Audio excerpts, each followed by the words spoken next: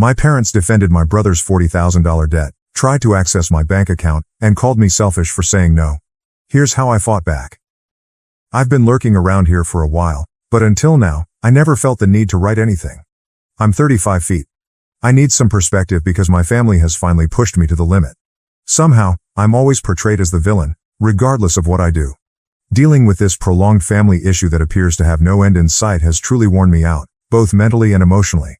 I have developed my career from the ground up and am currently employed as a middle manager at a large Silicon Valley software company. I've worked hard and had many sleepless nights to earn all I own, including my house, car, and money. You wouldn't believe the terrible familial dynamics I had to overcome to reach this point in my life. I'll give you some background on our family's history. Since I turned 18, I have been totally self-sufficient.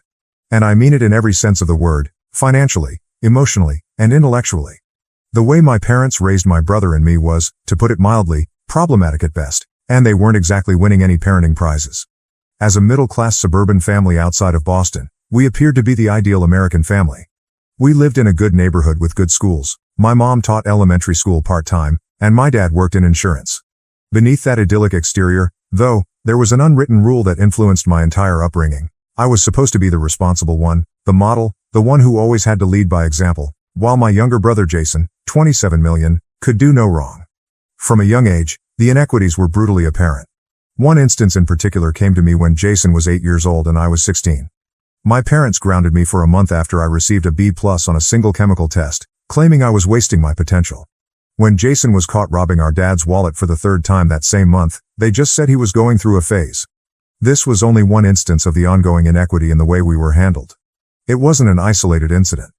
Every time Jason made a mistake, and trust me, he made a lot of mistakes, it was ignored. "He'll learn eventually," my mother would remark with that dismissive wave of her hand, or "he's just sensitive," which was code for "let's pretend this never happened and hope he figures it out." In the meantime, it felt like the sky was dropping if I even stumbled. The pressure was relentless and debilitating. "Why aren't you trying harder? You need to set a better example for your brother. Don't you know he looks up to you?" I worked part-time at a local coffee shop, volunteered at the library, took all of my AP classes in high school, and tried to keep my GPA flawless because universities look for that kind of thing. Jason, on the other hand, rarely attended class and mostly stayed in the basement to play video games. Nevertheless, I somehow had to try harder. No matter what I accomplished, it was never sufficient. They would question why I didn't receive an A+ in calculus if I brought home straight A's. Rather than praising me, my mother's first reaction after I was chosen valedictorian was, "I hope this doesn't make your brother feel bad about his grades." This scenario continued into adulthood, with Jason struggling to pass his classes and everyone saying, "At least you're doing your best, sweetie. Not everyone is cut out for academics." The bigger the stakes, the worse it got, if anything. Jason dropped out of community college after one semester because it was too stressful. My parents paid his rent for a gap year, that ended up being 5 years of him finding himself. I worked 2 part-time jobs to pay for state college, one at a coffee shop in the mornings and another at a table waiting at night. I still recall the evening I moved away when I was 18. I was able to rent a small studio apartment with a roommate because of the money I saved from my part-time work. My dad said, "Well, you'll need to start paying rent if you're staying here anyway," when I told him I was leaving home, but they never asked Jason for $1 when he was still living at home at the age of 25. Because job hunting was emotionally draining for him, they even granted him an allowance. They never once offered to cover my living expenses or college tuition, not that I expected them to. But it still hurt to see them go above and beyond for Jason while I was on my own. I worked several jobs, took out student debts, and ate more dinners of ramen noodles than I would want to recall. Jason, meanwhile, continued to live with them until he was in his mid-20s, jumping from one failing job to another while always coming up with an explanation that it wasn't his fault. He would say things like, "The manager had it out for me," or, "The company's toxic culture wasn't a good fit for my personality." He never acknowledged his own responsibilities and always pointed the finger at something outside of himself. And by covering up his filth and offering excuses, our parents encouraged this conduct at every opportunity. I worked 2 jobs while attending college, graduated with honors, and got an entry-level job at a software business. I worked my way up from there, putting in a lot of overtime and seizing any chance to get more education and certification. My parents never offered to help, and I never asked for it either. However, they had no trouble approaching me for financial assistance whenever Jason needed a little help to get back on his feet. Now fast forward to last week. It was remarkable in and of itself that my mother called. You must realize that my mom doesn't call to talk. She never calls to say hello, check in, or inquire about my life. She calls when she's in need of things. I'm referring to the type of call that begins with excessively pleasant small talk, as if they're attempting to win you over before revealing the true reason for the call. That's precisely what took place last week. How's work? Are you still at that tech company? Have you been eating well? She asked at the beginning, which was so unusual that I knew something was up. My mother doesn't give a damn about my diet. The only thing she knows about my job is that I do something with computers. She couldn't even recall the name of my firm when we last spoke, which was during Thanksgiving 3 months earlier, even though I had been employed there for the previous 5 years. She seemed to be trying too hard to sound casual, and the entire conversation felt forced. She inquired about my boyfriend. I've been single since my engagement ended last year, another narrative in which Jason played a not-so-insignificant role, and apartment. I've owned a house for 2 years. Even my cat, to which I have never given birth due to an allergy. Every question reminded me of how little she truly knows about my life and felt like a tiny paper cut. Jason was in trouble once more when she struck me with it. I wasn't shocked. Jason seems to get into problems all the time. However, I didn't anticipate this. He had apparently accrued $40,000 in debt, not the kind of debt that can be dismissed as young folly, such as credit card debt or student loan debt.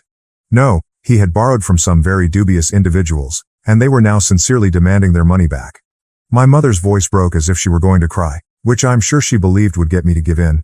It has worked numerous times. She wasted no time in heaping on the guilt. You've done so well for yourself. You've always been the strong one. Jason's not like you. He needs your help.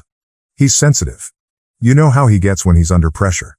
As I sat in my home office, trying to take in what she had just said, I looked out the window at the neighborhood that I had worked so hard to afford. $40,000. How could anyone possibly accumulate that much debt? My mom dismissed it like she was swatting away a bothersome fly when I asked her how it happened, half anticipating some ludicrous explanation about a botched business endeavor or a scam he had fallen for. She said, "That doesn't matter right now," with the same contemptuous tone that always made my stomach turn. "What matters is that he's your brother. Family helps family.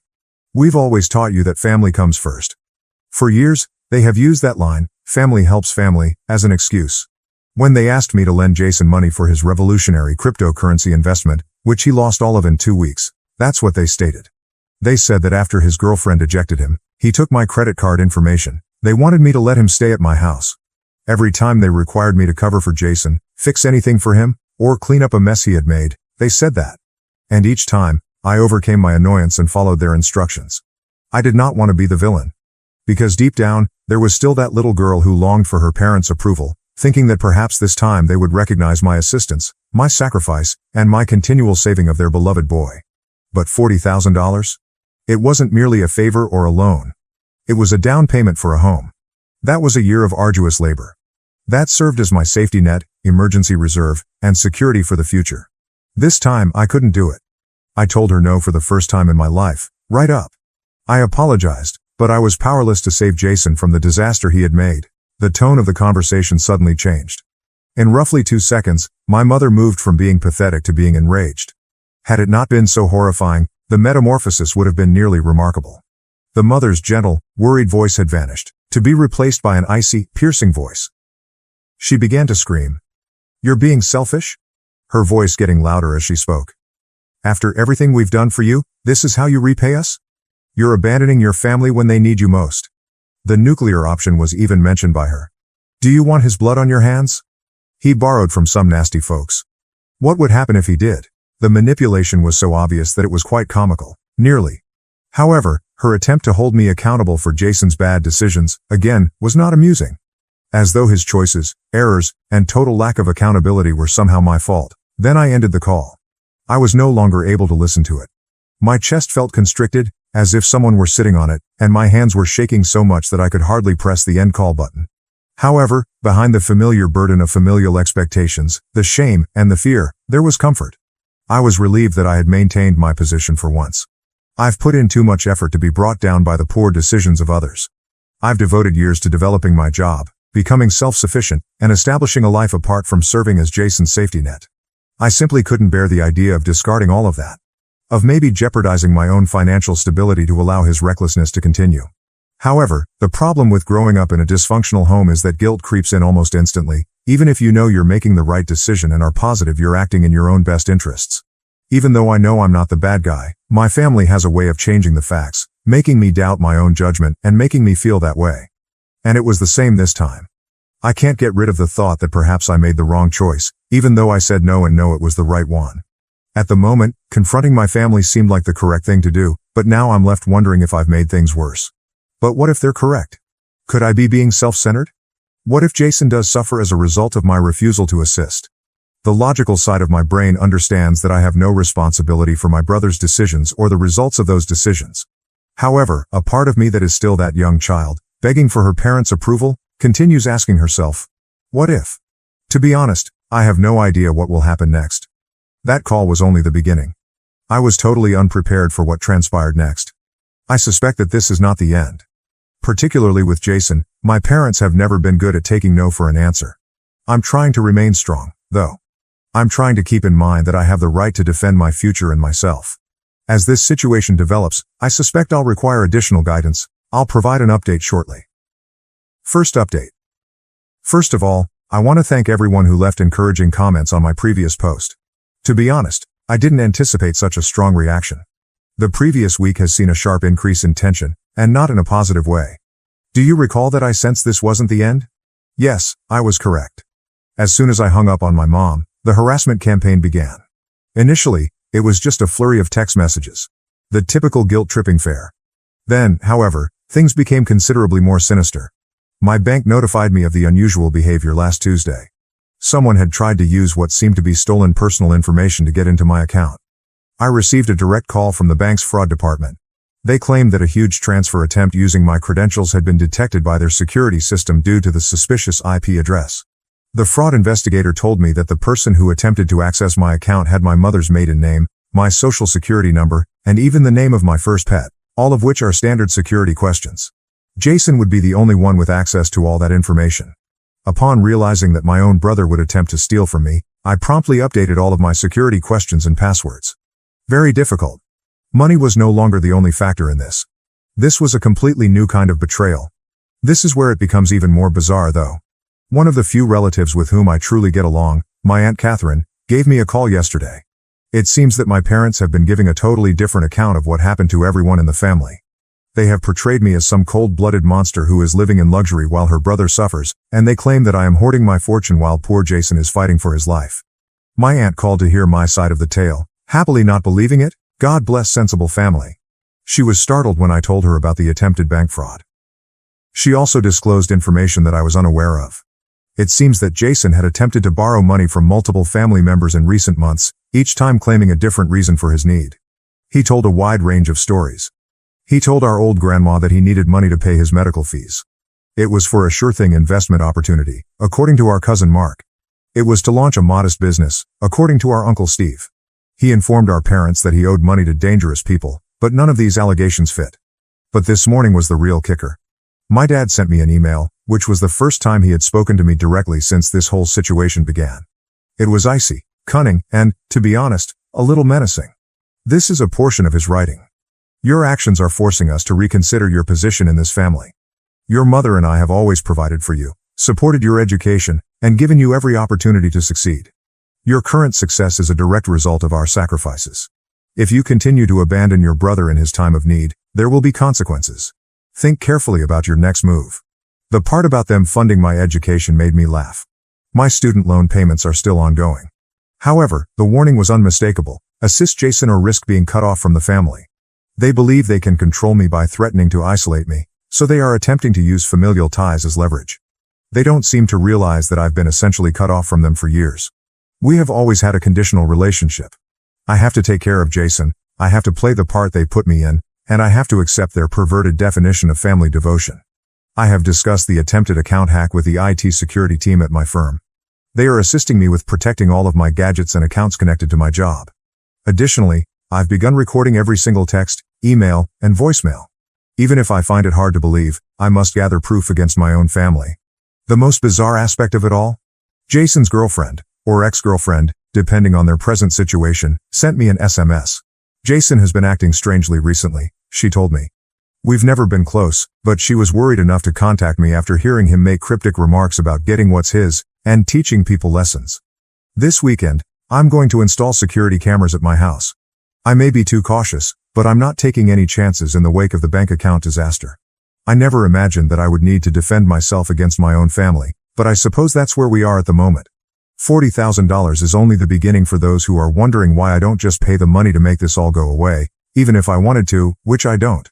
According to my aunt's disclosures of Jason's previous borrowing attempts, his overall debt is likely substantially larger. Helping my brother is no longer the goal of this. It's about supporting a detrimental behavior pattern that must end. Next week, I have an appointment with a financial advisor to go over all of my accounts and implement additional security measures. In order to understand my alternatives in the event that the situation worsens, I'm also thinking of talking to a lawyer about the attempted fraud, not necessarily to file charges. If something important occurs, which is likely to happen shortly given the current state of affairs, I'll provide another update.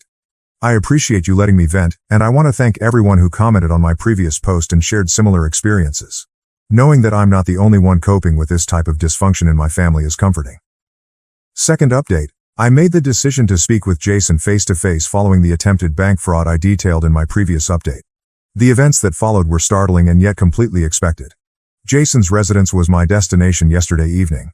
It's a dilapidated establishment in a dubious area of the city. He was unshaven, had heavy circles under his eyes, and was wearing a tattered t-shirt when he eventually opened the door. His initial remarks: "You were patient enough to arrive. My attempt to hack my bank account is not an apology. No justification for the debt of $40,000. As usual, just entitlement." He gave me a disturbing response when I questioned him about the bank fraud. "Mom and Dad said that if things became severe enough, you would give in. I was merely expediting the procedure." He said it so nonchalantly, as if he were talking about the weather instead of confessing to a murder. At that point, I became aware of something troubling about his flat. There were several phones and what seemed to be credit card statements with several names on them on his coffee table. He swept them into a drawer before I could get a better look. When I understood that this might be more than simply my bank account, my stomach fell. My parents arrived just as I was ready to depart. When I got there, Jason had apparently texted them. They stormed inside his residence as if it were their own. Naturally, Mom was crying, and Dad was enraged. This led to the most heated family argument we've ever experienced. Dad began by expressing their disappointment with my self-centered actions. Mom said that they had failed as parents because I had shown myself to be so heartless. The worst part is that they really defended the bank fraud attempt when I brought it up. Mom said, "He was desperate. When you declined to assist, what option did he have? People sometimes make mistakes when they're backed into a corner," Dad continued. What I was hearing was unbelievable. "So, if it involves family, is identity theft acceptable?" I inquired. How did they react? No matter what, family helps family. I lost it at that point. Years of repressed annoyance were released. I explained to them how their favoritism had impacted me and how Jason became the person he is today as a result of their enabling. I cited concrete examples, such as their refusal to assist me with my college tuition while paying for Jason's unsuccessful attempts, their repeated attempts to coerce me into giving him money, and their persistent manipulation of my emotions. What did Jason say? "At least I'm not a stuck-up bonite who thinks she's better than everyone else," he grinned. In fact, Mom gave a nod of approval. I came to the important realization that they would not change at that point. Never. Money was no longer the only factor in this. This concerned a family relationship that was essentially poisonous and would never get better. I pulled out my phone and listened to the full recording of our chat. How did they look when they saw that I had proof that they were supporting bank fraud? Priceless. "This recording goes straight to the police if anything happens to my accounts again," I declared. "And I will file charges this time, Jason." Mom began to complain that I was endangering them. My father referred to me as manipulating. For the first time, Jason appeared concerned as he stood there. Dad took hold of my arm as I was about to depart and said something I will never forget. "Never expect to be welcomed in this family again if you walk out that door." I gave him a direct look and said, "That sounds more like a promise than a threat," before leaving. I had dozens of missed calls and messages when I came home. I blocked their phone numbers. I then opened my laptop and began sending an email to my entire extended family, including screenshots of threatening messages, a transcript of the taped discussion, and documentation of the bank fraud attempt. I will no longer serve as the family's scapegoat. I'm tired of being controlled. I will no longer serve as Jason's personal ATM. Above all, I have finished maintaining their secrets. It's likely that this will be my final update. I have a hunch that everyone's situation is going to drastically change soon. I'm concentrating on defending myself right now, which includes researching security systems and speaking with a lawyer about possible restraining orders. Thank you to everyone who has been keeping an eye on this situation and lending support. Your remarks gave me the courage to advocate for myself today. Third update. Everything has changed since my last update, which was a month ago. I made the decision to no longer preserve the family's secrets after the altercation at Jason's place. When I eventually revealed the truth, this is what transpired. Do you recall the email I said I was sending to the extended family? Well, I made the decision to take things a step further. I made a thorough social media post with screenshots of the attempted bank fraud, Jason's own admissions of guilt, and a recording of my parents justifying his behavior as proof. I only wanted the truth to be known.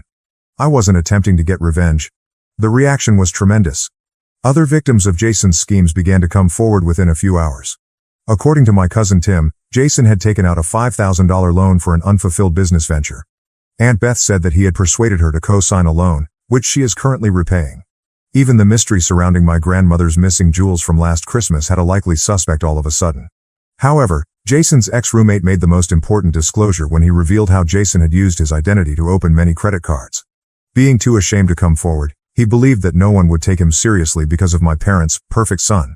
Someone in HR at the business where Jason had just had an interview saw the social media post. His past involvement with financial fraud piqued their curiosity. It goes without saying that he was not hired. My parents' standing in their social group suffered greatly. They had supported their struggling son for years while presenting themselves as the ideal parents, handling one ungrateful daughter. Everyone was aware of the reality now. After complaining to their church mates about my selfishness, they began to distance themselves from me. All of a sudden, Dad's golf friends were too busy to play every week. Mom attempted to minimize the harm by accusing me of lying, but the facts were clear. They were unable to justify their own recorded comments, the text messages, or the bank records. Their carefully constructed image fell apart. When Jason's current roommate viewed the post, it was the real game changer. When he consented to share his apartment, he was unaware of Jason's past. Jason received an eviction notice within a week. People don't want to live with someone who tries to commit bank fraud, it turns out. According to what I've been told, Jason works 3 jobs to pay off his debt. He is finally being held accountable for his acts, and his credit has been damaged. Surprisingly, my parents have stopped using social media. No more quotes about ungrateful kids or passive-aggressive posts about family values every day. Life has never been better for me. That job promotion I applied for, I understand. I've been able to concentrate on my professional and personal development without the continual drain of family turmoil and money exploitation. What a concept. I'm finally meeting someone who respects and understands boundaries. Mom and Dad no longer discuss me at all, according to the few family members I still communicate with. Put an end to guilt tripping. No more attempts at manipulation. At last, they've realized that sometimes social accountability is the result of acts having repercussions. To everyone who has to deal with toxic family members, sometimes letting the truth speak for itself is more effective than going to court. The wrong people will come out, and the right people will listen. Legal repercussions were not my family's biggest fear. Rather, it was the public discovering who they really were. By speaking up instead of keeping quiet, I not only freed myself from their control but also gave others the confidence to defend themselves. We appreciate everyone who has supported and followed this adventure. I feel really free for the first time in my life. It's acceptable when the family you were born into isn't the one you need. Now, I'm assembling my own network of people that respect integrity, accountability, and sincere concern for others. My last update will be this one. Now that the story is over, I'm prepared to begin a new chapter free from guilt, deception, and the never-ending weight of providing for others. And what do you know? No lawsuit ever could make that feel better. Thank you for watching. If you haven't subscribed yet, please do so and hit the notification bell to stay updated with more shocking real-life stories happening around you.